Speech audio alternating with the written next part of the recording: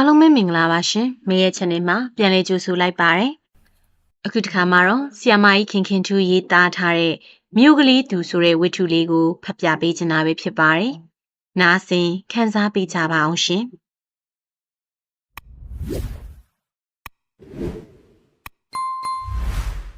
မြို့ကလေးစီကိုမခင်တစ်မရောက်ဖြစ်တာအတော်ကြာပြီ။မရောက်ဖြစ်တာတော့မဟုတ်ပါဘူးလေ။မလာကိုမလာဖြစ်ခဲ့ခြင်းဖြစ်ပါတယ်။သူစိတ်ထင်နှစ်ပေါင်း20တောင်ကျော်တော့မယ်။နှစ်ပေါင်းများစွာကွဲကွာနေခဲ့ရပေမဲ့မြို့ကလေးကမက်ခင်တစ်ရင်ထဲမှာမခွဲမခွာထာဝရကိန်းအောင်နေခဲ့ပါတယ်။တခါတည်းရဲ့အကြောင်းတိုက်ဆိုင်လို့ပဲဖြစ်ဖြစ်ကိုဘဝကိုအကြောင်းပြန်လေလွမ်းမောတတ်တမိလို့ပဲဖြစ်ဖြစ်မြို့ကလေးကိုတတိတရားရှိလာပါတယ်။အခုလဲဒီမြို့ကလေးကိုမက်ခင်တစ်တမင်လာခဲ့ခြင်းမဟုတ်ပါ။လမ်းကြုံပြီးအဖော်ကောင်းသောကြောင့်လာခဲ့ခြင်းဖြစ်ပါသည်ဝေးလက်စနဲ့ဝေးနေတာကောင်းပါတယ်လို့စိတ်ကိုယတိပြက်ပိုင်းဖြတ်ထားခဲ့တော့လေအခြေအနေတွေကပဲမြို့ကလေးကိုလာပြစ်အောင်ဖန်တီးပေးခဲ့ပါတယ်မြို့ကလေးကရန်ကုန်မန္တလေးကားလမ်းမကြီးတနေရာမှာရှိပါတယ်အဝေးပြေးကားလမ်းမကြီးရဲ့ထနောင်းပင်ကားဂိတ်ကိုဆင်းပြီးမှမြင်းလဲတဆင့်စီးကအတွင်းဘက်2မိုင်ခန့်ဝင်ရပါတယ်ဒီလမ်းကလေးကတော့လွမ်းစရာထနောင်းပင်တွေကကြီးကြပြီဒီပုံရိပ်တွေကိုတော့မခင်တစ်မှတ်မိနေစေကားပေါ်မှာဆင်းချင်းမြို့ကလေးစီသွားရာလမ်းတစ်လျှောက်ကထနောင်းပင်တန်းကိုမြင်လိုက်ရစဉ်ခဏမခင်တစ်ခြေလမ်းတွေစုပ်ဆိုင်ဖြစ်သွားခဲ့ရသည်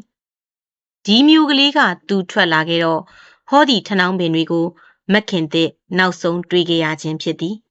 အခုတော့ဒီအပင်တွေကပဲမခင်တစ်ကိုကြိုးစိုးနှုတ်ဆက်နေကြပြန်ပါကောတမျောတခေါ်ထနောင်းပင်တန်းအစိမ့်နဲ့အဝါဖြူ66ပင်စီတွေက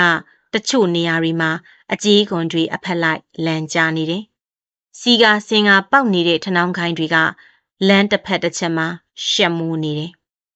အညာနွေရဲ့အိုအေစစ်ကလေးအဖြစ်ဖန်တီးပေးထားသလိုတစ်စိမ့်ရိပ်အောက်မှာအရေးခိုးခြင်းစရာကောင်းနေလေတယ်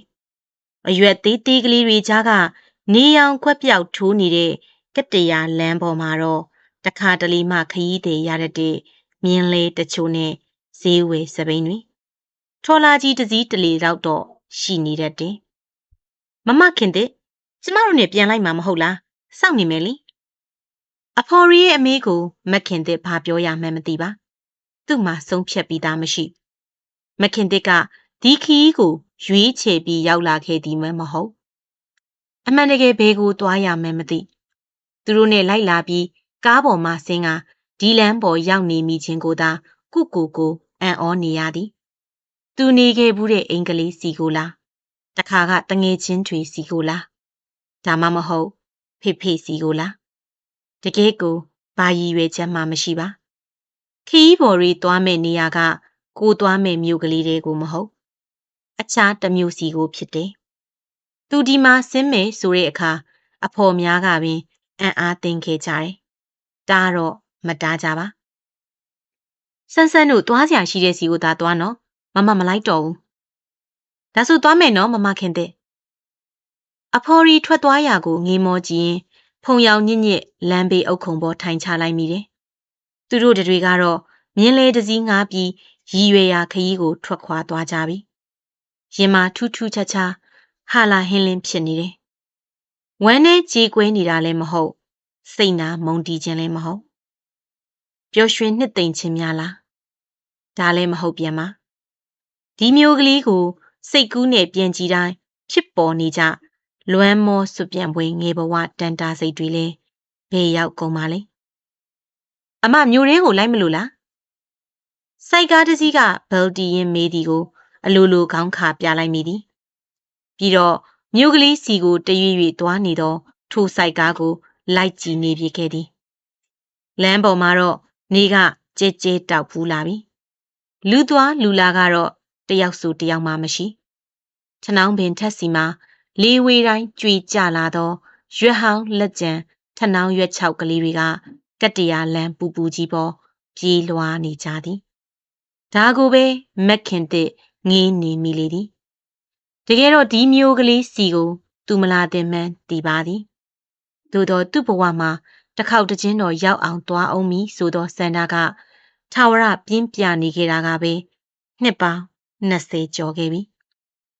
သူမျိုးကလေးကထွက်လာကလေးကဖြစ်တည်နေသည့်ခံစားမှုပြီးတော့ဒီမျိုးကလေးကမက်ခင်တရဲ့ဇာတိချက်မြုပ်မျိုးကလေးဖြစ်သည်အားငယ်စိတ်သိမ်ငယ်စိတ်လွမ်းမောစိတ်တွေကရင်ထဲမှာတောက်လောင်းနေသည်မျိုးကလေးကတိတ်တော်မကြီးလာပါရန်ကုန်မန္တလေးလမ်းမကြီးရဲ့အတွင်းဘက်တွင်မှရှိပြီးမြို့ကလေးရဲ့အလေလောက်မှာတစ်မြို့နဲ့တစ်မြို့ကူးလူးဆက်သွဲကြသည့်ကားလမ်းဟောင်းတစ်ခုရှိသည်ဒီမှာတော့ခီးတဲ့တင်ကုန်တင်ရင်ကြီးတွေဥဒဟူဖြတ်မောင်းနေကြခြင်းဖြင့်စီကားနေခြင်းဖြစ်သည်မြို့ကလေးဆိုသည့်အမည်နှင့်ထိုက်တန်သောရုပ်ရှင်ရုံတစ်ရုံအထက်တန်းကျောင်းတစ်ကျောင်းတိုက်နေစည်းရုံတစ်ရုံဈေးကလေးတစ်စီးရှိနေခြင်းသည်သာမြို့ကလေး၏ဂုံယူစရာအစဉ်တစားဖြစ်သည်ဒီနယ်မှာတော့မြို့ကလေးကနေထွက်ကုန်စည်တွေကူးတန်းရောင်းဝယ်ဖောက်ကားရာအချက်အချာဖြစ်နေခြင်းကမြို့ကလေးကိုစီကားစေခဲ့သည်မြို့သူမြို့သားအချင်းချင်းတယောက်အကြောင်းတယောက်တီးကြသည်မြို့ကလေးဆိုတော့လေရွာကြီးစိတ်ကုန်ကြသေးသူတွေမဟုတ်တယောက်အကြီးတယောက်ကူညီတတ်ကြသည်မြို့ကလေးအတွင်းတယောက်အပ်ကြတာကအစားတစ်မျိုးလုံးတိနေတတ်ကြသည့်ဆက်ဆံမှုမျိုးရှိသည်ဒါကြောင့်လေဒီမြို့ကလေးတွေကိုမိကြာရောက်လာခဲ့တော့ကမြို့ကလေးထဲမှာချက်ချင်းပြန့်နှံ့သွားခဲ့ခြင်းဖြစ်သည်မိကြာကတန့်ရီပြန့်ရီရှိသည်မျက်နှာဝိုင်းကလေးနှင့်အရွယ်ကောင်းကောင်းဆိုတော့စိတ်ဝင်စားစရာဖြစ်ခဲ့ရသည်ကိုချင်းကိုကြောင်မိကြာမရောက်သည့်နေရာမရှိဒီတော့ချက်ချင်းလိုမြို့ကလေးမှာလူတစ်တယောက်တိုးတာတိလာကြသည်နင့်နာမည်ဘယ်သူလဲမာကြည့်မိကြာနင်ဘေကလာတော့ဟူးတာဝရင်သားကနင့်အမျိုးတွေကိုမေးတာလေနင့်အဖေတို့အမေတို့ဘယ်မှာနေတော့တင်းချိုင်းကုန်းမှာတေးကုံရပြီတောက်ကျိုးနဲ့ရှာနှစ်တောင်လောက်ရှည်တဲ့လူတွေမိကြာကပြန်ရန်ထောင်လိုက်တော့မေးသူတွေပင်စမမေးရကြဒီထက်လဲပိုမေးလို့မရနိုင်ချော့မေးလျင်ပင်တစွန်းစာနှစ်စွန်းစာတော့ဟုတ်တီပတိဖြေနေသေးသည်နောက်တော့မိကြာကဖောက်သွားပြီးပြန်អော်တော်သည်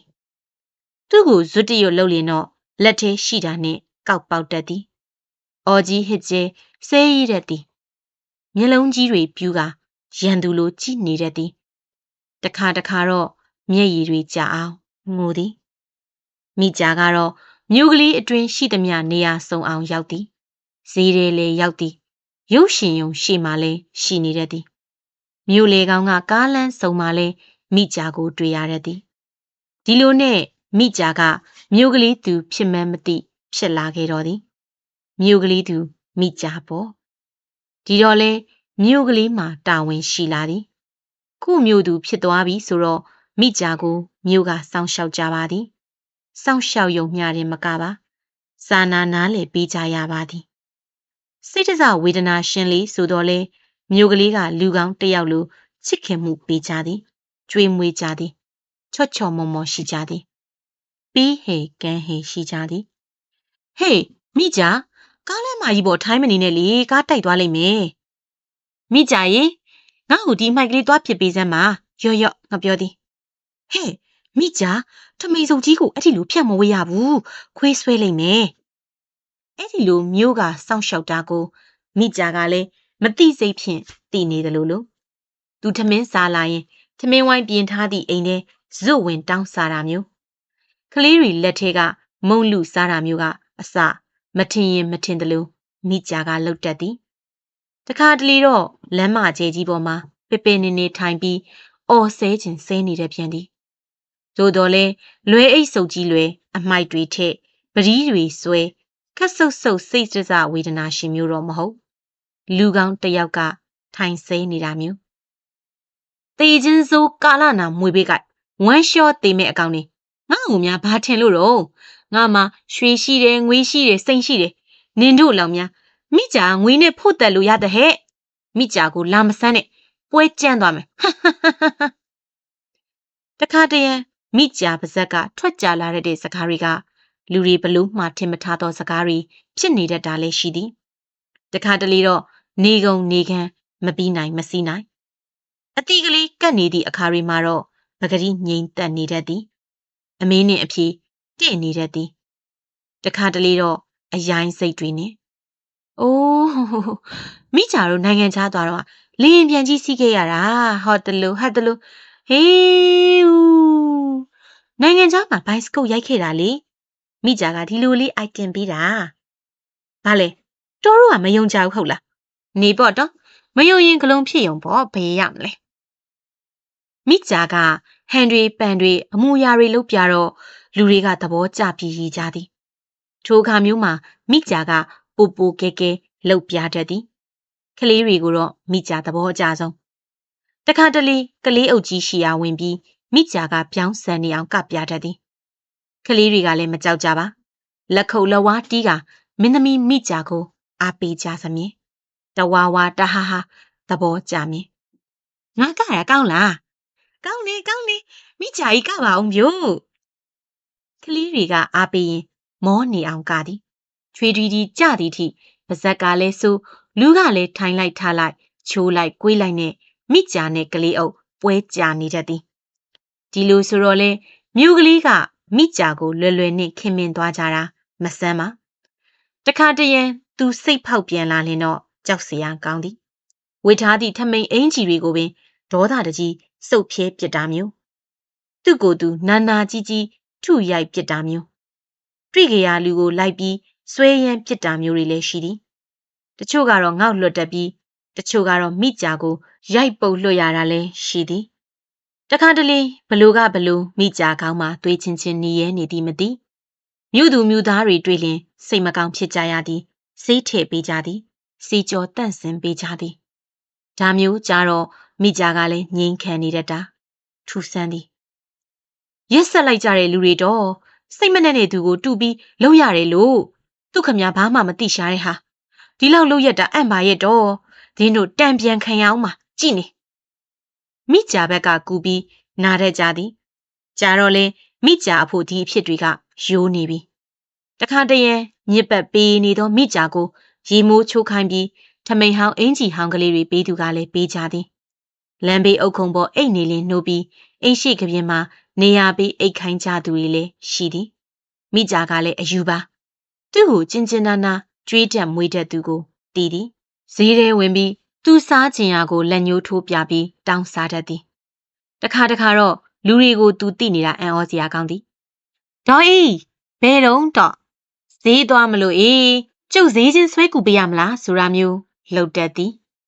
တခါတလေလဲလူတွေကမိကြကိုခေါ်ပြီးဟေ့မိကြလာစမ်းမငါ့ကိုတန်းတုပ်ပေးစမ်းမမိကြကတန်းရှာကောင်းလို့ပါရဲ့လာပါဒီလိုဆိုလိုက်ရင်မိကြကမြေကြီးပေါ်ပဲပဲနေနေထိုင်ပြီးဟုတ်မဟုတ်ခေါင်းထိပ်လက်ထိုးပြီးတဒုံတုံနေတော့သည်ကောင်းတာမကောင်းတာအသာထားအရာပြေသည်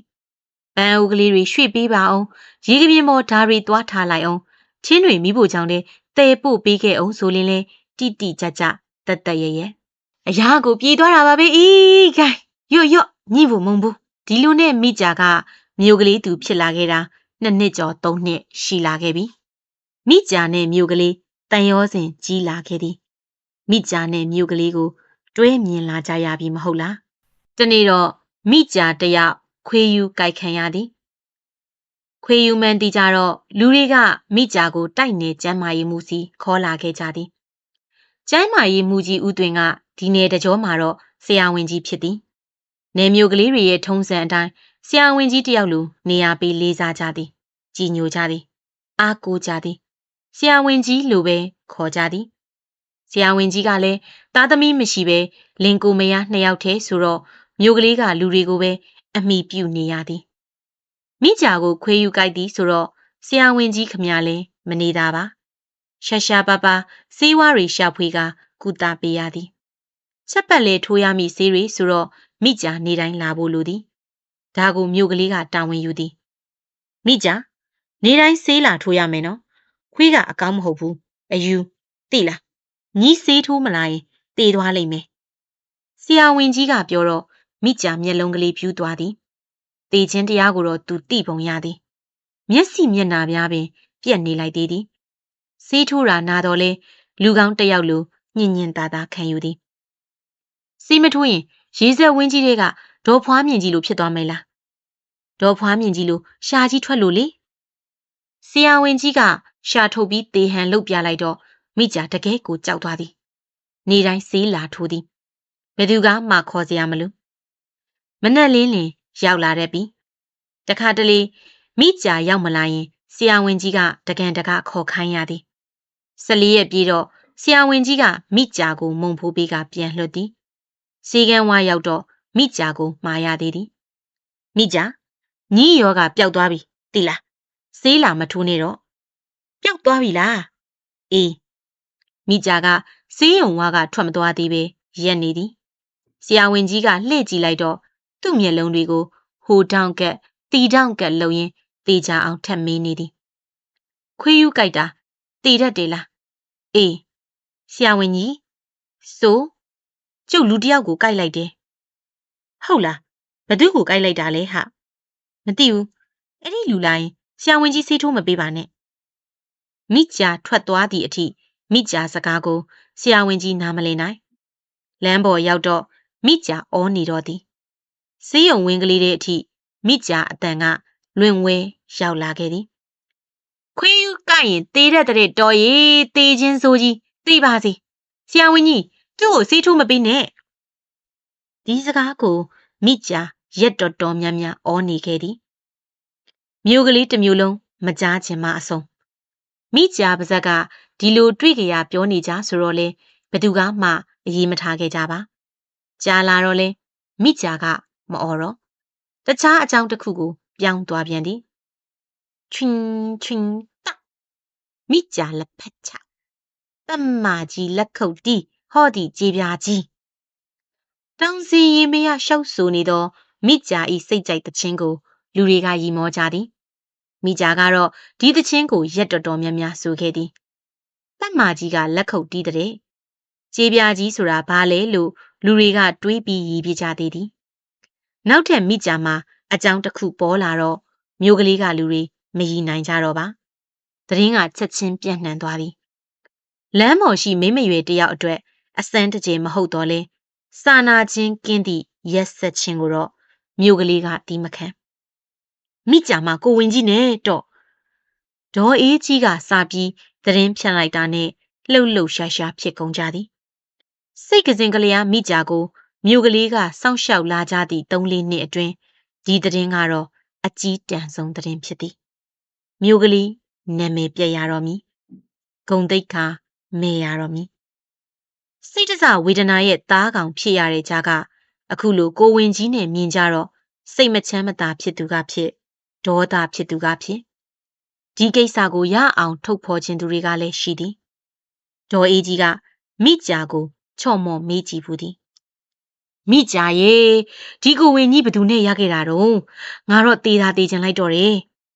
ဘာကိုဝင်လဲကျုပ်မှမသိတာဒီဟာလေဟောဒီညီပိုက်ထဲကိုကလေးလေးဘသူထည့်ပေးတာလဲပြောစမ်းငါခောက်ဆွဲကြော်ဝဲကျွေးပါမယ်ကျုပ်ပိုက်ထဲဒုက္ခဘိုက်ထဲဘယ်နဲ့လို့ကလေးထဲလို့ရမှာလဲတော့မေးပါများလာတော့မိကြာကကျုပ်ပိုက်ထဲကိုဆရာဝန်ကြီးကချက်ကိုအပ်နဲ့ထိုးပြီးကလေးထည့်လိုက်တာလေဆိုတော့မြို့ကလေးကလူတွေမှာမျက်လုံးပြူးသွားကြရသေးသည်နောက်တော့မိကြာခွေးယူကတ်ခံရတော့ကဆရာဝန်ကြီးကချက်ကိုဆေးထိုးပေးဘူးတာကိုသတိရကြသည်ကျမ်းမာရေးမှုကတော့ဒေါ်တော်မိကတော့သူတို့ကလေးမရနိုင်တာကိုသိလို့မိကြာပြောတာကိုပင်သဘောကျနေသည်ကျုပ်ပိုက်ထဲကိုဆရာဝန်ကြီးကအပ်နဲ့ထိုးပြီးကလေးလေးထည့်ပေးထားတာဒီမှာကြည့်ဆိုပြီးသူ့ဘိုက်ကိုစားလီယာသွားလီယာလူတကာပြနေတော့သည်မျိုးလေးကလူတွေကတော့ဆရာဝန်ကြီးရဲ့ဂုံတိတ်ခါကိုထိခိုက်မှဆိုပြီးမိကြာကိုဒီလိုမပြောဘူးပြောတော့မိကြာကဆရာဝန်ကြီးကကျုပ်ကျေးဇူးရှင်ကျုပ်မစော်ကားဘူးဆရာဝန်ကြီးကိုတစ်နေ့ဦး3ချိန်ချပြီးမှကျုပ်ကအိတ်တာဒီလိုပြန်ချေပါတတ်သည်ကျမ်းမာရေးမှုကတော့ဒေါ်တော်မိကတော့စိတ်မဆိုးသည့်အပြင်ခွင့်လွှတ်ထားသည်ကိစ္စမရှိပါဘူးမိကြာအကြောင်းကျမတို့တစ်မျိုးလုံးသိနေတာပဲဟာသူ့ကိုယ်ဝင်ကိုကျမတို့တွေဝိုင်းဝန်းဆောက်ရှောက်ပေးသွားရမှာပေါ့ဒါမျိုးဆိုတာက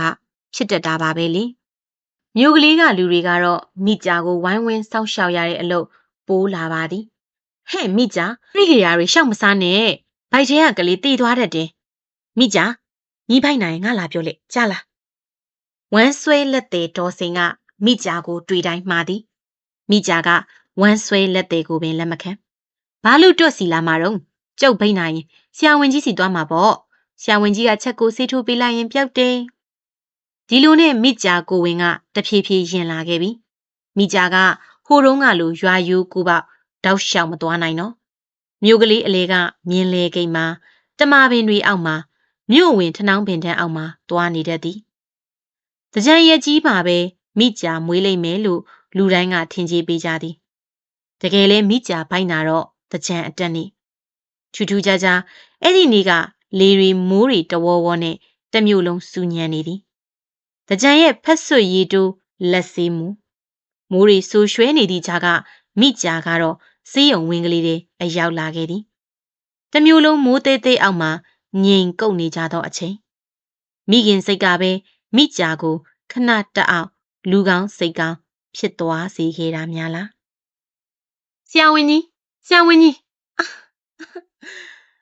မိကြာအော်တန်ကြတော့စေးရုံဝင်းတွေကလူတွေပြေးထွက်လာကြတယ်သူနာပြုဆရာမနော်မူဝါကတော့မိကြာကိုစီကံကလေးတွေခေါ်သွင်းပြီးစမ်းသပ်ကြည့်တယ်ပြီးတော့ကျမ်းမာရေးမှုဆရာဝန်ကြီးကိုတွားနှိုးတယ်နောက်တနေ့အခုသကောင်တလွဲည12နာရီကြော်မှမိကြာမွေးဖွားနိုင်ခဲ့တယ်မနက်လင်းတော့ဒီသတင်းကတော်မီလိုပြန်နှံသွားခဲ့တယ်မိကြာမင်းကလေးမွေးတဲ့လှလိုက်တာမှတဲ့တော့ကလေးကဂုံးပုံကြီးကြလို့မိကြာနဲ့တခြားစီပဲအဲ့ဒီမနက်ကစေးရုံဝင်းထဲမှာမိကြာရဲ့ကလေးကိုလာကြည့်သူတွေနဲ့စီကားနေတယ်မိကြာကလေးမွေးပြီးတော့ဆရာဝန်ကြီးကစေးရုံဝင်းထဲမှာပဲနေခွင့်ပေးထားတယ်မိကြာကတော့ထုံးစံအတိုင်းဟူးတုံးကလိုပဲမြို့ထဲရှောက်သွားနေမြင်သူ့လက်ထဲကကလေးလေးကိုလူတွေကစိတ်မချကြမိကြာကအမိုက်ပုံနားမှာထိုင်ပြီးကလေးနှုတ်တိုက်တာမျိုးနေဘူးကြီးတွေရှောက်သွားတာမျိုးတွေလုပ်တော့လူတွေကဆရာဝန်ကြီးကိုတိုင်ကြသည်ဟဲ့မိကြာညီရဲ့ဒီလိုရှောက်သွားနေငါထမင်းမကြွေးဘူးတွားရင်ကလေးကိုထားခဲ့ကြားလားမိကြာကဆရာဝန်ကြီးကိုတော့ကြောက်သည်ဒါပေမဲ့ကလေးကိုတော့မထားခဲ့တာများသည်မိကြာကသူ့စိတ်ထင်ရာကိုလေလွင့်နေတဲ့သူမဟုတ်လားသူ့ရင်ခွင်ထဲကသမီးလေးကတော့အယုတ်ကလေးတယုတ်လိုသူ့လှုပ်ချင်ရလှုပ်နေတတ်သည်ကလေးကိုပွေ့ကြီးမြောက်ချီမှု့ကြီးရမ်းချီလှုပ်နေတော့တချို့ကမိကြာလက်ထဲကကလေးကိုမွေးစားခွင့်ပေးဖို့ဖြောင်းဖြားကြသည်မိကြာကလည်းသူ့ကလေးကိုအထီးမခံတင်းကျပ်အောင်ဖတ်ထားရင်းကတောင်းသူတိုင်းကိုရန်လုပ်သည်ဟေးမိကြာဒီကလေးငါ့ကိုပေးပါလားပေးနိုင်ပါငါ့လူကလေးလိုချင်းဆရာဝန်ကြီးစီသွားချက်ကိုအနဲ့အထိုးခံချီတခါတလေဇွတ်လွတ်ပြီးစာလင်းမိကြာကတွေ့ရနှင့်ကောက်ဖြစ်သည်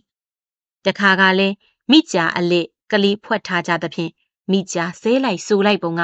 တမျိုးလုံးစူပွက်နေလေသည်မိကြာကကလေးနေမကောင်းလင်ဆရာဝန်ကြီးစီသွားရကောင်းမယ်တော့တီရှားသည်စေယုံဝင်းအတွင်းကလူတွေကလည်းမိကြာပြန်မလာရင်တမျိုးလုံးအနှံ့လိုက်ရှာခေါ်ကြရသည်ကြာတော့မိကြာနဲ့ကလေးကိုတန်ရောစဉ်ဖြစ်နေကြပြီအထူးသဖြင့်ဒေါ်တော်မိက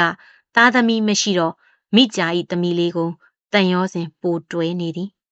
မိကြာကလည်းတခါတော့စိတ်လူလက်ရရှိလို့လားအားကိုလို့လားတော့မသိ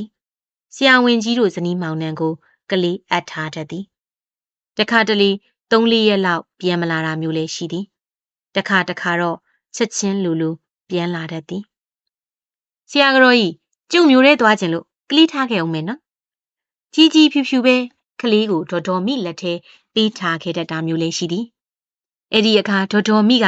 ရေမိုးချိုးတနက်ခါကလေးလူပေးအဝိစားကလေးလဲပေးနဲ့မိကြာရဲ့ကလေးကိုရင်သွေးလေးလိုချစ်နေမိသည်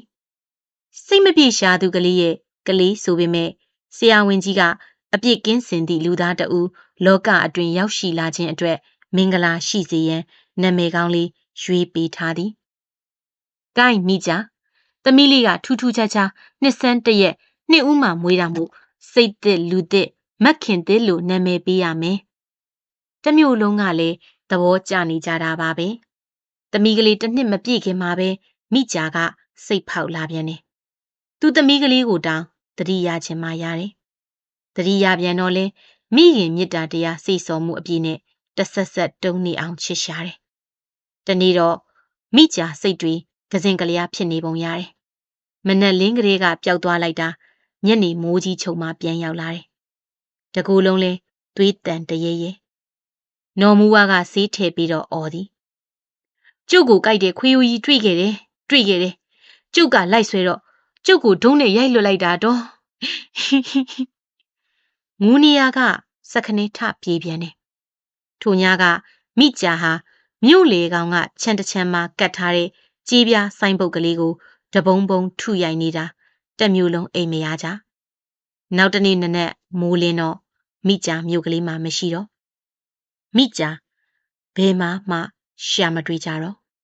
မိကြာသမီးလေးကတော့ဆရာဝန်ကြီးဇနီးမောင်နဲ့လက်ထဲအဖက်တင်ကြံရစ်ခဲ့သည်။သမီးကလေး9နှစ်ပြည့်လို့ကျောင်းနေသည့်အရွယ်အထိမိကြာမြို့ကလေးစီပြန်မလာတော့ပါ။သေသလားရှင်သလားသတင်းလည်းမကြားရ။မြို့ကလေးမှာတော့မိကြာပျောက်ဆုံးစားကလေးကသတိတရားရှိခဲ့ကြပေမဲ့ကြာတော့မိကြာကိုမေးရော်လာခဲ့ကြသည်။မိကြာမရှိတော့ပေမဲ့မိကြာရဲ့သမီးကလေးခင်တစ်ကိုတကြောတလက်စောင့်ရှောက်ကြရပြန်သည်။မင်းကလေးဟဲ့မင်းကလေးမက်ခင်တစ်အတွေးတွေဘယ်အထိလွင်မျောနေသည်မသိလူတယောက်ကကိုရှိရက်ခေါ်နေသည်ကိုပင်မကြားမိဖြစ်ရသည့်အထိမြင်းရိုက်သည့်ကြာပွကြီးကိုကင်ပြီးရက်နေသည့်လူတယောက်ကိုမျက်စိရှိမှဘွားကနေတွေးလိုက်ရတော့မှလန့်ချက်သွားမိသည်အသက်ကြီးတကောင်းလုံးရှုပ်ထွေးနေသောသပင်ဖြူဖြူပတိုင်းမွေးဖြူဖြူနှင့်နွမ်းပါပုံရသည့်မြင်းလဲစရာမင်းကလေးမြို့ရေးသွားမလို့လားလို့ဂိတ်မှာမြင်းလဲမကြံတော့ဘူးဘာကြီးကနောက်ဆုံးလဲမြင်းလဲသမားကြီးကမက်ခင်တစ်ကိုဥစ္စာဆောင်တယောက်ကကိုထင်ပြတာကိုမြင်လိုက်ရသလိုတွေးငေးကြည်နေသည်ထနောင်းပင်တန်းထက်စီမှကြီးငှက်တွေအုပ်လိုက်ကြီးပြန်တန်းနေကြသည်နေလုံးကြီးစီကစီးစာရောင်ကြီးတွေဖြာကျနေသောမြို့ကလေးကိုတော့မှုန်မှိုင်းလှမ်းမြင်နေရသေးသည်လမ်းပေါ်ကအပူရှိန်တွေကတော့အငွေ့မသေးကြသည်ထက်လန်းလန်းမှာရက်ထားသောမြင်းလဲအိုကြီးကမက်ခင်တစ်ကိုစောင့်နေသည်လားအုံးခွန်ရောင်မြင်းပိန်ကတော့ຫນွေအပူနဲ့ခရီးတန်ကြောင့်မြင်းတိုးဖြစ်နေလေသည်မင်းကလေးဘယ်သွားမှလဲကျမအဲ့ဒီမြို့ထဲကိုပါမက်ခင်တစ်ကမတ်တရက်ပြီးခရီးဆောင်အိတ်ကိုမာယူလိုက်သည်ပေးဘာကြီးကိုပေးမြင်းလဲပေါ်ရောက်တော့မက်ခင်တစ်ရင်တွေတဒိန်ခုံးလာသည်ဒီလမ်းကလေးပေါ်ကနောက်ဆုံးလျှောက်ခဲ့သည့်နေ့ကိုသတိရမိလို့ဖြစ်သည်ဖေနှင့်မေကြားမှာထိုင်ရင်ဒီလိုမြင်းလဲကလေးနဲ့တားဖ3ယောက်မြို့ကိုပြောင်းခဲ့ကြတော့မက်ခင်တစ်ပြောနေခဲ့သည်ဘာရဲမဟုတ်ကလေးအသီးနဲ့ပြောနေခဲ့ခြင်းမှာအခုတော့မြင်းလဲကလေးပေါ်မှာသူတယောက်တည်းနှစ်ပေါင်း20ကျော်အကွာအဝေးကိုပြေးခဲ့ရသောမက်ခင်တစ်မှာတာဝေးအပြေးသမားတယောက်လိုမောဟိုင်နေသည်မင်းကလေးကဒီမျိုးကမဟုတ်ဘူးမှတ်တယ်မက်ခင်တစ်ဘလို့ဖြေရမှန်းမသိဒီမျိုးကလေးကလားမဟုတ်ဘူးလားသူမသိဟုတ်ကဲ့ကျမဧည့်သည်ပါဘယ်ကိုပို့ပေးရမလဲကွယ်ဟိုဆေးရုံဝင်းထဲကိုပါအော်ဘာကြီးကလည်းအဲ့ဒီနားနေတာပဲဟန်ကြတာပေါ့ဘာရဲမဟုတ်ပဲမြင်းလဲသမားကြီးကိုမက်ခင်တစ်စက္ခနေလှမ်းကြည့်လိုက်သည်သပင်ဖြူတွေကတကောင်းလုံးဖွေးနေသည်နေလောင်ထားသောအသားရည်ကညစ်ချောက်မြင်းဆက်ကြိုးကိုကင်ထားသောသူ့လက်တွေကလည်းသူ့မြင်းလိုပိန်လှီးနေသည်လဲအိုမြင်းအိုလူအိုဘာကြီးကဒီမျိုးကလေးကပဲလားဟုတ်ပါမွေးကလေးကအခုအသက်80ကျော်လာတဲ့အထိဒီမျိုးကလေးမှနေခဲ့တာပါပဲမျိုးကလေးသားစစ်ပါဗျာမြင်းလေးဆရာကဒီမျိုးကလေးသားဖြစ်ရတာကိုဂုံယူသည့်လေတံနှင့်ပြောနေခြင်းဖြစ်သည်မြင်းကငေါ့နိုင်မှတရွေ့မင်းကလေးကဆေးရုံဝင်းတွေကဘသူတီလို့တော့သူနာပြုဆရာမကြီးနော်မူဝါရဲ့အတီပါအဲ့ဒီဆရာမကြီးကမရှိတော့ဘူးကွသူဆုံးသွားတာတောင်တစ်နှစ်လောက်ရှိရောပေါ့သူသမီးတွေတော့ရှိပါတယ်ဆေးရုံဝင်းထဲမှာနေကြတာပဲမက်ခင်တစ်ကမြင်းလေးထိုင်ကုန်မှာထိုင်လျက်ကပင်ပျော့ခွေးသွားသလိုခံစားလိုက်ရသည်ဒီမျိုးကလေးကိုသူရောက်လာမှတော့နော်မူဝါနဲ့စကားနေချင်းပြောချင်နေမိသည်နော်မူဝါမရှိတော့လျင်ဆီယမကြီးကဒီမျိုးကဆေးရုံမှာဝါရင်ဆုံးသူနာပြူကြီးပဲကွသူကဟိုးရင်ဆရာဝန်ကြီးဦးသွင်တို့လက်ထက်ကလေးကရောက်လာခဲ့တာဒီမျိုးမှာပဲအိမ်ထောင်ကြပြီးဒီမျိုးမှာပဲခေါင်းချသွားတော့တာပဲ မြင်းလဲကလေးကခရီးအတော်ရောက်လာခဲ့ပြီလမ်းမပေါ်မှာမြို့ကလေးစီကဖုံငွေတွေနဲ့ဆက်စီအနှံတွေရာနေသည်မက်ခင်တစ်မှာအခုမှပင်ဒီမြို့ကလေးကိုမမေးစမ်းမဲရောက်လာခဲ့မိတော့သူ့ကိုယ်သူအပြစ်တွေတင်နေမိတော့သည်မိန်းကလေးကနော်မူဝါအတီးဆိုတော့ဒီမြို့ကလေးမှာနေခဲ့ဘူးလို့လားမက်ခင်တစ်ကမနေခဲ့ဘူးကြောင်းညင်လိုက်သည်သို့တော့ကလေးဘွားကမကြရောက်ခဲ့ဘူးကြောင်းသူငယ်ငယ်ကဒီမျိုးကလေးဒီလောက်မစီကားသေးကြောင်းတွေပြောဖြစ်နေမိသည်ကျမမှတ်မိပါသေးတယ်ကျမငယ်ငယ်ကလေနေပါဦးဘသူပါလိမ့်စိတ်မနှက်နဲ့မိမတယောက်သူတောင်ရှိသေးတယ်မိကြလားမိကြနေမှာပဲဘာကြီးတို့မျိုးကလေးကအယူတွေပျော်တဲ့မျိုးကွအခုတောင်ဘာခုံလို့မိဆုံလို့ရှိကြသေးဩအေးမိန်းကလေးကဒါတော့မှတ်မိသားပဲကွညင်းလေးဆရာကမိကြဇလန်းကိုခင်းသည်မခင်တဲ့ရင်တွေတလက်လက်တုံးနေသည်ဆရာဝန်ကြီးဦးသွင်တို့ပြောင်းသွားတော့မိကြပြန်ရောက်လာသေးတယ်မိကြခမညာသူကလေးကိုတောင်အမှတ်မရရှာတော့ပါဘူးမိကြလည်းမျိုးကလေးကိုပြန်ရောက်ရောတခါတည်းလက်သေးဖော်တော့တာပဲလက်သေးဖော်တယ်ဆိုပေမဲ့သူကချမ်းဝါကကြီးပြားကြီးကိုပဲလက်ညှိုးထိုးထိုးပြနေတာကိုမျိုးကအဲ့ဒီတော့မှရိတ်စားမိပေမဲ့ဘဲနဲ့လို့တက်နိုင်မှာတော့စော်ကားခဲ့တဲ့လူကဂုံနဲ့ဒရက်နဲ့ကိုကွမက်ခင်တစ်ကတော့ဒါတွေကိုအိမ်မက်တစ်ခုလိုပဲခံစားနေရသည်မိကြသမီးလေးရဲ့အဖေဟာဘသူလဲဆိုတာနော်မူဝါကပြောပြခဲ့ဘူးသည်မြင်းလဲစရာပြောပြတော့အခုမှကြားဘူးသလိုဟန်ဆောင်နေရသည်အခုတော့ဒီလူကြီးလဲနေဝင်ချိန်ရောက်နေပါပြီကိုတချမ်းလေးဖြတ်နေလို့ဆိုလားအိယာတဲ့လဲနေတာကိုပဲဘယ်နှစ်နှစ်ရှိမှန်းတောင်မသိဘူးကြာပဲကြာလာပေါ့ဘာကြီးသူ့ကိုတိလို့လားတိတာပေါ့ကွယ်တမျိုးသေးသားတွေပဲဟာမြင်းလဲကလေးကမြို့တွင်းကိုတဖြည်းဖြည်းဝင်လာခဲ့ပြီလူတွေစပိန်တွေစိုက်ကားတွေမြင်းလဲတွေထော်လာကြီးတွေအဝေးပြေးကားကြီးတွေပြပန်းခက်ရှုပ်ထွေးနေသည့်မြို့ကလေးကတော့သူငယ်ငယ်ကနဲ့မတူတော့ပါလားမြို့ကလေးကတော့သူ့ကိုတီးပုံမရပါတခါကသူ့မိခင်မိကြဆိုသူကိုတောင်မှတ်မိပုံမရတော့ဘဝပေါင်းများစွာနဲ့ဖွဲ့စည်းထားသောဒီမြို့ကလေး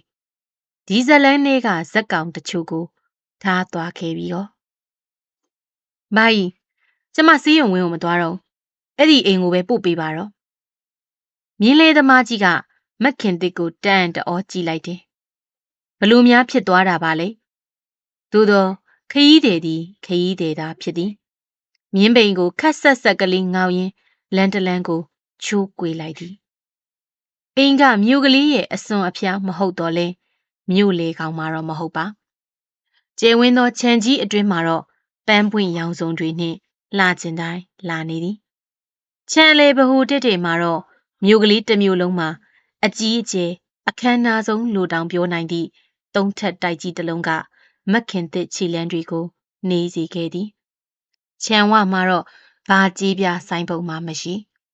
တန်တကားကြီးကိုဟဟကလေးဖွင့်ထားသည်အပြင်ဘက်မှာစီးစာဤလက်ကျန်ခရမ်းသွေးရောင်တွေရှက်တန်းနေသေးတော့လေမှောင်ဤပြိုးစပြူပြီးတိုက်ကြီးစီကလင်းထိန်နေတဲ့မိအောင်ကြောင့်ပတ်ဝန်းကျင်ကမှောင်ပိန်းနေတာမျိုးမရှိတော့ကြေးပြားဆိုင်ပုတ်ကလေးကရောဘယ်ရောက်သွားပြီလဲ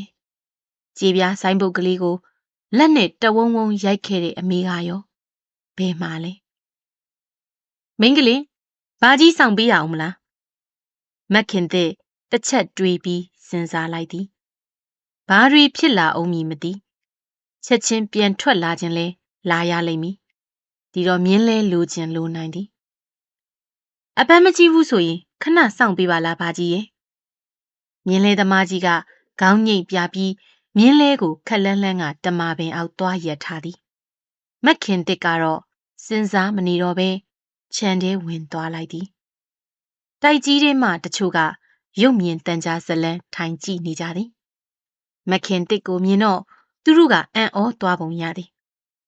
အမျိုးသမီးကြီးတယောက်ကတော့မက်ခင်တစ်စီရှောက်လာခဲ့သည်ဘယ်သူနဲ့တွေ့ချင်လို့လဲမက်ခင်တစ်နှုတ်ကပြောထွက်ဖို့ဝေခွဲမရဖြစ်နေသည်ကိုကောင်းကိုသာထုရိုက်ပစ်ဖို့ကောင်းတော်သည်တက်တီတွေဘယ်ရောက်ကုန်ပြီလဲ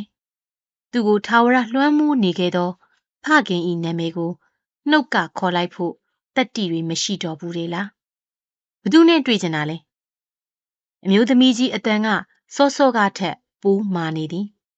မက်ခင်တစ်လဲတွေ့ဝေနေစေအတိပြန်ဝင်လာဖို့အာယူပြီးမှပြန်ဖြေလိုက်သည်ဒီအိမ်ကနေမကောင်းနေတဲ့ဦးနဲ့တွေ့ကျင်လို့ပါရှင်ကိုလာရောင်နေလားဟမ်ဟုတ်ပါတယ်ဦးလာရောင်ပါဘာကိစ္စရှိလို့လဲမခင်တဲ့ဘာပြန်ဖြေရမှန်းမသိပြန်ဘာကိစ္စနဲ့ဦးလာရောင်ကိုသူတွေ့ချင်နေရတာလဲဦးလာရောင်ရဲ့အတိမိတ်ဆွေတယောက်ကကျမကိုဒီမြို့ရောက်တော့ဝင်မေးခဲ့စီခြင်းနဲ့ဆိုလို့အမျိုးသမီးကြီးကမခင်တစ်ကိုတိုက်ထဲဝင်ခွင့်ပေးဖို့စဉ်းစားနေပုံရသည်မခင်တစ်ပုံစံကလည်းခီးပန်းလာတာရောစိတ်နွမ်းလာတာရောကြောင့်အတော်အတန်တော့မသက်မရရှိနေသည်မဟုတ်လားကိုလာရောင်ကအိယာကမထနိုင်ဘူးကွ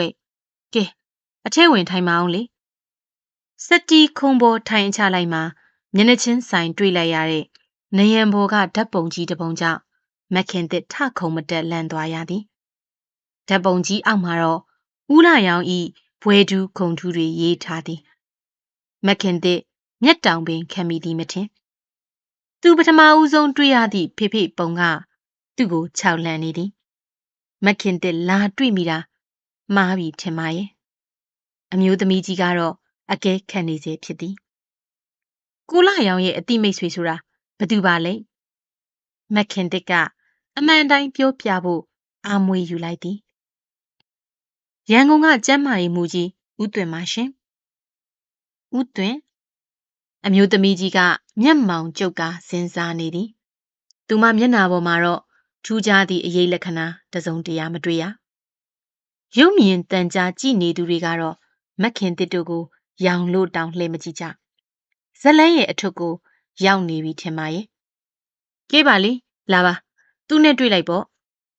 တော်ပါသေးသည်ဘာပဲဖြစ်ဖြစ်တွေ့ခွင့်ပေးတာကိုပဲကျေးဇူးတင်ရပေအောင်မည်မခင်တစ်ရဲ့ဆန္ဒကတော့ဦးလာရောင်ကိုဖခင်တယောက်အဖြစ်တွေ့ဘူးမြင်ဘူးချင်သည့်ဆန္ဒကလွဲ၍ဘာမှမရှိပြောင်လက်နေသောလှီကားလက်ရန်တွေကိုတင်းတင်းဆုပ်ကိုင်းရင်တကိုယ်လုံးဇောချွေးတွေပြန်းနေသည်ကိုလာရောင်ကသူ့အသည့်မိတ်ဆွေတွေကိုတိတ်မျောတာကွယ်ဒါပေမဲ့ဟိုတုန်းကလိုတော့မဟုတ်တော့ပါဘူးအမျိုးသမီးကြီးအတန်ကတစုံတရာကိုမကျေနပ်သည့်အတန်မျိုးဖြစ်သည်အသည့်မိတ်ဆွေတွေကိုမျှော်တတ်သောဦးလာရောင်တယောက်မက်ခင်တစ်ကိုတွေ့ရင်ဘလို့နေမလဲ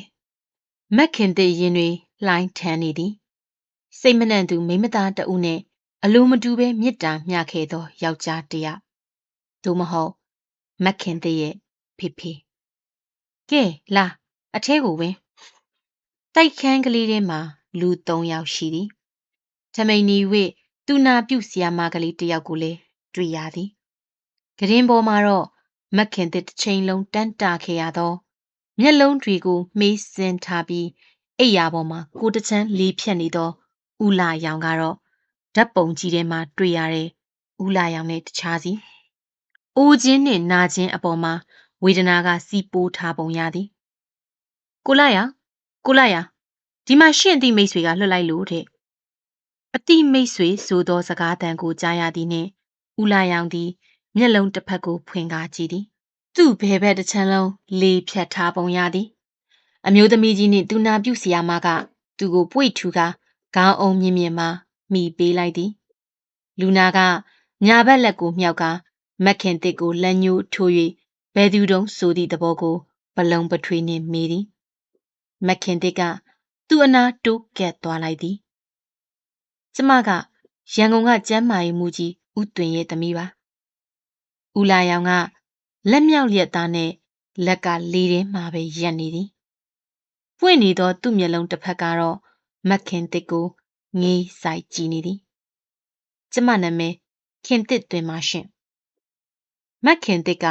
နာမည်ကိုလိုအပ်စွာပြောလိုက်ခြင်းပါဒီအမည်ကိုကြားလျင်ကာယကံရှင်တိတံကောင်းမည်ဟုထင်လို့ဖြစ်သည်တခဏအတွင်းမှာပဲသူ့လက်တွေအိယာပေါ်မှာပျော့ခွေကျသွားသည်တကူလုံးလဲတဆက်ဆက်တုံရင်းလာသည်ဦးလာရောင်ပါဇက်က ဝူဝါဝါအတန်တွေဘရုတ်ရှုပ်ထွေးအန်ကြလာသည်သူနာပြုဆီယာမကသူ့ကိုတိုက်လက်စာစေးတစ်လုံးတိုက်လိုက်သည်အမျိုးသမီးကြီးကသူ့အနာတိုးကက်ကလက်တွေကိုစုပ်နေပေးနေသည်ဥသွင်းဆိုတာရှင်သိလားလူနာကခေါင်းငိတ်ပြသည်မက်ခင်တစ်ပြုံးလိုက်ပါသည်ဒါဆိုသူ့ကိုလည်းဥလာရောင်တီမှာပဲပေါ့မက်ခင်တစ်ကြည်နက်သွားပါပြီမက်ခင်တစ်ကသူနာပြုဆီယာမဘက်ကိုလှည့်ပြီးလူနာအခြေအနေကိုဆေးလောကအတုံးနှုံများဖြင့်မေးလိုက်သည်သူနာပြုဆီယာမကလေးဤရှင်းပြချက်အရလူနာအခြေအနေကဟန်ပုံမပေါ်တော့ပါသူနာပြုဆီယာမကိုခွင်တောင်းပြီးမက်ခင်တစ်ကသူ့လက်ဆွဲအိတ်ကလေးတွေကနှစ်ချက်ကိုထုတ်ယူလိုက်သည်ကျမဆရာဝန်မအန်ဒီဦးကိုနည်းနည်းပါးပါးစမ်းသပ်ကြည့်ပေးချင်ပါတယ်အမျိုးသမီးကြီးကသူ့ကိုတန်တောငေးကြည့်နေသည်မက်ခင်တစ်ကိုဆရာဝန်တယောက်လို့ထင်ခဲ့ပုံမရပေလူနာကိုစမ်းသပ်ကြည့်ပြီးမက်ခင်တစ်တက်ပြင်းချလိုက်မိသည်လူနာ၏နှလုံးခုန်ချက်တွေကပုံမှန်မဟုတ်သူနာပြုဆရာမကလေးကဆေးမှတ်တမ်းတွေထုတ်ပြသည်ဓာတ်မှန်တွေပြသည်ယောဂရာဇဝင်ကိုပြသည်မက်ခင်တစ်အားလုံးကိုဖတ်ကြည့်ပြီးတောက်နေသည့်ဆေးတွေကိုကြည်ပြန်သည်မေမေဧည့်သည်ရောက်နေတယ်ဦးလာရောင်ဤမျက်နှာပေါက်နှင့်ခက်ဆင်ဆင်တူးသောမိန်းကလေးတယောက်ဝင်လာသည်သူမကမက်ခင်တစ်ကိုတည်တည်ချာချာကြည့်ရင်အခန်းဝမှရပ်နေသည်အမျိုးသမီးကြီးကချက်ချင်းထလိုက်သွားသည်သူကဦးလာရောင်ရဲ့တဦးရီသောသမီးပေါ့အန်ဒီနဲ့ဦးလာရောင်ကအသက်ကြီးမှအိမ်ထောင်ပြုကြတာဆိုတော့ကလေးကတယောက်တည်းမွေးတော့တာသူနာပြုဆီယာမကတူတူကလေးပြောပြနေသည်ဦးလာရောင်ရဲ့တဦးရီသောသမီးတွေလားလူနာကမိန်နေရကနေမျက်လုံးတွေပြန်ဖွင့်လာသည်သူကစကားတွေပြောချင်နေပုံရသည်မက်ခင်တစ်ကတော့ဦးလာရောင်ကိုစကားမပြောဘဲဒီတိုင်းကြည်နေုံသာတန်နိုင်တော်သည်ခဏနေတော့အမျိုးသမီးကြီးပြန်ဝင်လာသည်မနှက်ဖြန်ရှင်ကျောင်းဆောင်ဆောက်ဖို့ငွေလူမဲ့ကိစ္စလာမေးတာတဲ့လူနာကခေါင်းညိမ်ပြရင်လက်ငါးချောင်းထောင်ပြလိုက်တာကိုမက်ခင်တစ်တွေးလိုက်ရသည်9 သိန်းလား350လား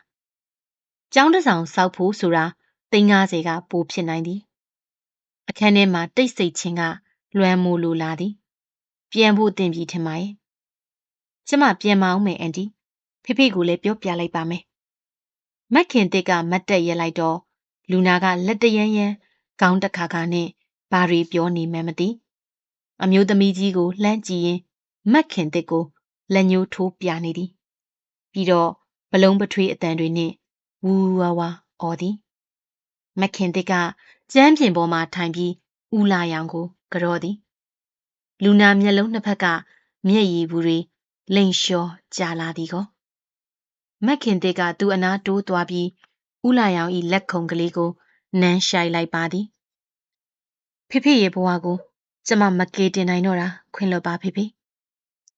လူနာမျက်ဝန်းတွေကိုဆူဆူဆိုင်ဆိုင်ကြည့်ရင်မက်ခင်တစ်ရင်ထဲကစကားဆိုမိလေသည်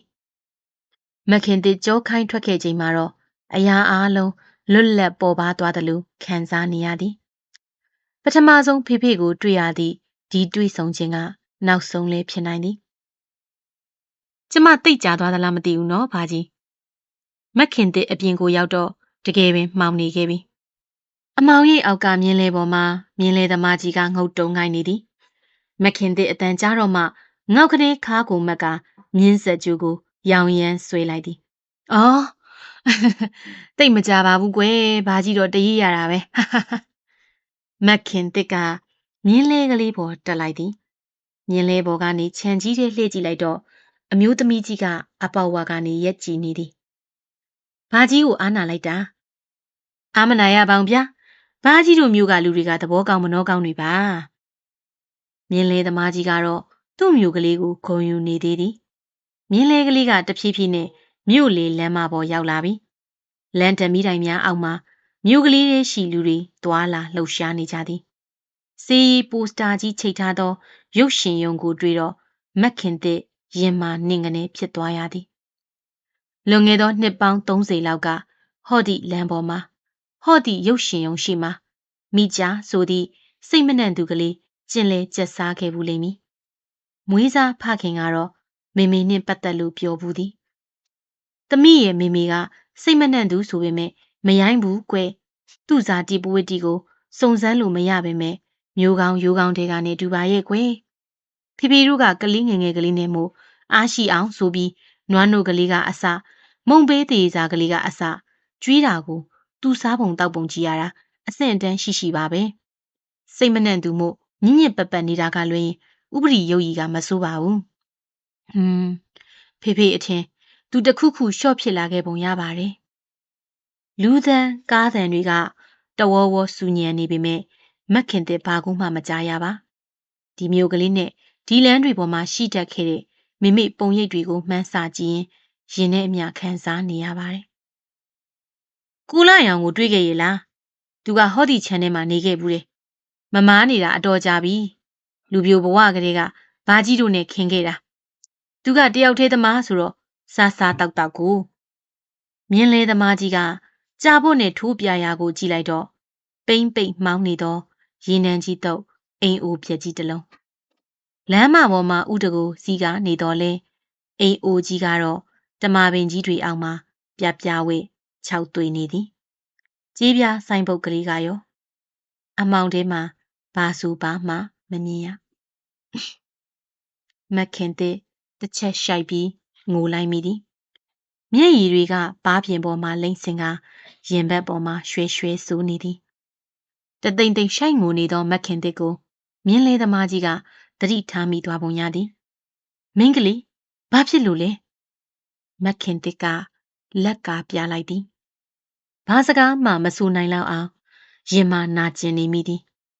ဦးလာရောင်ကိုတွေ့ရနှင့်မျက်ရည်တစ်စက်မဝိတီးမိသောမခင်တဲ့တယောက်မြို့ကလေးရဲ့လမ်းမကြီးပေါ်မှာတော့မျက်ရည်မစင်နိုင်အောင်ရှိနေခဲ့သည်ရှိကဟာစေးရုံဝင်းမဲ့ကွလျှက်စစ်မီးအောင်တွေဖြာကျနေသောစေးရုံဝင်းကလေးကိုတော့မခင်တဲ့ဆွဲဆွဲထင်ထင်မမိနေပါသည်သူငယ်ငယ်ကနေခဲ့ဘူးသောဝင်းတန်းအိမ်ကလေးကိုလည်းလှမ်းတွေ့နေရပြီဒီဝင်းကလေးထဲမှာသူငယ်ငယ်ကပြေးလွှားခုန်ပေါက်စော်ကစားခဲ့ဘူးသည်ပဲစေးရုံဝင်းရှေရောက်တော့မြင်းလဲရက်သွားသည်မြင်းလေးသမားကြီးကမက်ခင်တစ်ခီးဆောင်အိတ်ကိုဆွဲယူကမြေပေါ်ပစ်ချလိုက်သည်။ဘာကြီးဟေးမက်ခင်တဲ့စကားကိုဘလို့ပြောရမလဲချိန်ဆလိုက်ပြီးမြင်းလေးဆရာကြီးကိုတိတိငိမ့်ငိမ့်နှင့်ကြည့်လိုက်သည်။ဘာကြီးဆရာဝန်ကြီးဦးသွင်ကိုသိတယ်လား။သိယုံဘဲကမလဲကွယ်။ဘာကြီးမြင်းလေးနဲ့ကားတိုက်တော့ပေါင်တချမ်းဆုပ်ပြီးတလလောက်အိပ်ရာတွေကမထနိုင်ဘူး။စေဘိုးဝါကမပေးနိုင်တဲ့ဘာကြီးကိုဆရာဝန်ကြီးကအလကားကူပေးခဲ့လို့အခုလိုမိန်းကလေးနဲ့တွေ့နေရတာပေါ့မြင်းလေးသမားကြီးစကားကအပါတရရှိလာသည်စင်းရဲတော်လဲရိုးသားသောအမှုအရာတွေကိုသူ့မျက်နှာပေါ်မှာမက်ခင်တဲ့တွေ့နေရသည်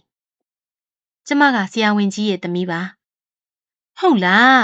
စောစောကပြောရောပေါ့မိန်းကလေးရဲ့ဆရာဝန်ကြီးမွေးစားခဲ့တာပေါ့လေကျမအမေကိုဘာကြီးတိမှာပါဒေါ်ကြားတဲ့ဒီမြို့ကလေးမှာတော့မိကြပေါ့ဟေးဒီတခါတော့မြင်းလေးသမားကြီးရဲ့နှက်ခမ်းတွေပွင့်ထွက်သွားသည့်အထိအံ့ဩသွားလေသည်ဖြာကျနေသည့်လမ်းမိတိုင်များ၏အလင်းရောင်အားကိုဖြင့်မက်ခင်တစ်ကိုဆူဆူဆိုင်ဆိုင်ကြည့်နေသည်မြင်းလေးပေါ်မှာတစေတရေတင်လာမိသလိုအံ့ဩမှုဖြင့်တုန်ရင်းနေသည်ကျမဒီကနေ့ညဦးလာရောင်ရဲ့အိမ်ကိုရောက်ခဲ့တယ်ဆိုတာလဲဘာကြီးဘသူကိုမှမပြောစေချင်ဘူးဆရာဝန်ကြီးရဲ့ကျေးဇူးကိုအောက်မေ့တယ်ဆိုရင်ဒါတော့ဘာကြီးစောင့်ထိန်စေချင်ပါတယ်ရှင်မြင်းလေးသမားကြီးကခေါင်းကိုတဆက်ဆက်ညင်ရင်မက်ခင်တစ်ကိုတွေ့တွေ့ကြီးကြည်နေသည်မက်ခင်တစ်ဆိုလိုချင်တာကိုသူ့သဘောပေါက်ပုံရပါသည်ဇက်ရည်လဲသွားပုံမျိုးဖြင့်ပြုံးသည်ဂရိပေးပါသဗျာစိတ်သားချပါတော့မိန်းကလေးရဲ့မက်ခင်တစ်ဆေးရုံဝင်းထဲဝင်လိုက်သည်ငယ်ဘွားကဒီဆေးရုံဝင်းကလေးထဲမှာနေခဲ့စဉ်ကတီကျွမ်းခဲ့သူတချို့ကိုသူတွေ့ရအောင်မည်သူကိုမမှတ်မိနိုင်ရင်တောင်တစ်ချိန်ကဒီမျိုးကလေးသူဖြစ်ခဲ့သောမိကြရဲ့သမီးကလေးကိုတော့သူတို့မေးကြအောင်မည်မဟုတ်ပါမနဲ့လင်းလျင်တော့မျိုးကလေးကိုရှောက်ကြည့်မည်တခါကတောက်တောက်ဆာဆာတကူတည်းနေခဲ့သည်ဆိုသောဖေဖေအိမ်မဲကြီးရှိကိုတွားအောင်မည် အမည်နှင့်ယာဒူးရေးထားသည့်ကြေးပြားဆိုင်ပုတ်ကလေးကတော့မရှိနိုင်တော့ရှိရင်တောင်မိကြဆိုသည့်မိမသားတဦးနေ့စဉ်ထုရိုက်ထားခဲ့လို့ပိန်ချိုင်နေလိမ့်မည်ပြီးရင်တော့ဆန်းဆန်းတို့ရှိရာကိုဆက်သွားမည်မြို့ကလေးကိုတော့မခင်တဲ့နောက်ထပ်ရောက်နိုင်မှာမဟုတ်တော့တာသေချာခဲ့ပြီခင်ခင်ထူးနားဆင်သူပရိသတ်ကြီးတို့ရှင်ဆ iam မကြီးခင်ခင်ထူးရေးသားထားတဲ့မြို့ကလေးသူဆိုတဲ့ဝတ္ထုကိုနားဆင်ခဲ့ရတာပဲဖြစ်ပါတယ်အခုလိုရာတာဝတ္ထုလေးတွေကိုနားဆင်ခံစားလို့ရဲဆိုရင်တော့မင်းရဲ့ channel လေးကို like and subscribe လုပ်ထားပေးဖို့မမေ့နဲ့နော်နောက်ထပ်ဘလို့အကြောင်းအရာမျိုးလေးတွေကိုနားဆင်ချင်သေးတယ်ဆိုတာကိုလည်း comment မှန်ထားပေးလို့ရပါတယ်အားလုံးကိုကျေးဇူးတင်ပါတယ်ရှင်